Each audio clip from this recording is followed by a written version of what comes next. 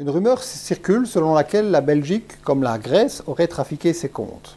Nous voulons démonter cette rumeur en expliquant tout d'abord qu'elle n'est pas fondée et deuxièmement qu'elle est aussi toxique que l'histoire du concombre tueur venu d'Espagne.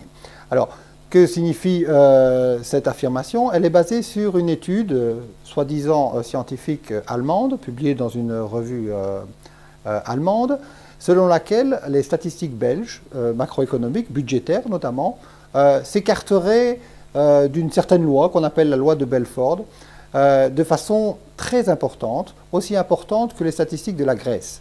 En fait, la Belgique serait le deuxième pays qui s'écarte le plus après la Grèce de cette norme comptable dite loi de Belfort. Alors, que nous dit cette loi? Cette loi nous dit qu'on doit observer plus fréquemment le chiffre 1 dans des séries statistiques que le chiffre 2, et plus fréquemment le chiffre 2 que le chiffre 3, et ainsi de suite jusqu'au chiffre 9.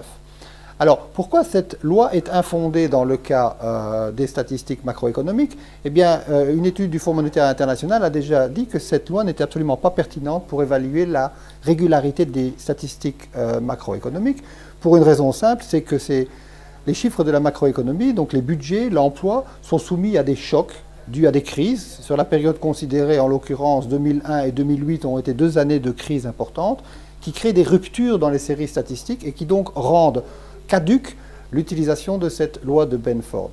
Mais la deuxième raison plus fondamentale, c'est qu'en fait, la Belgique, voulant satisfaire les normes du pacte de stabilité et de croissance, c'est-à-dire notamment ne voulant pas dépasser le seuil de déficit de 3%, a mis durant les périodes des gouvernements Verhofstadt en place un certain nombre de mesures que l'on a appelées les mesures one-shot, qui visaient par exemple à reprendre les fonds de pension de Belgacom ou de la SNCB, qui visaient à vendre des bâtiments publics pour les relouer ultérieurement. Ces opérations ont eu un impact sur les budgets et les comptes de l'État.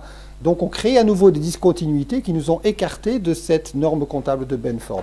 Ces irrégularités, ce ne sont pas des irrégularités, c'est simplement le fait que l'on a préféré respecter la norme du pacte de stabilité plutôt que de, à tout prix, respecter la norme comptable de Belfort. Et donc ça n'a absolument rien d'irrégulier, contrairement à ce que la Grèce a fait en maquillant ses comptes pour artificiellement prétendre qu'elle satisfait les critères de Maastricht.